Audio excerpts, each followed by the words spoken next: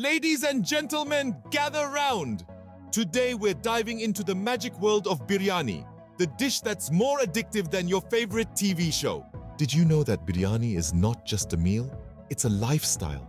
People love it so much, they've considered adding it as a relationship status on social media. In a committed relationship with biryani, haha. Now, hold on to your plates, because here's a spicy fact.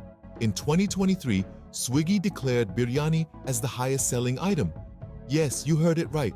Biryani rules the food delivery kingdom. Move over pizza, there's a new king in town.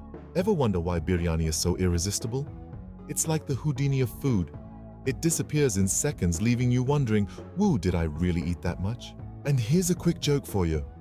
What's a biryani's favorite dance move? The basmati boogie. So, the next time you order biryani, remember, you're not just ordering food, you're embracing a culinary masterpiece. Thank you, biryani lovers, for making our hearts full. Enjoy your biryani binge, folks. But wait, biryani lovers, our journey doesn't end here.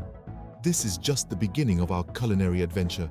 We will be bringing you more food content that will make your taste buds dance.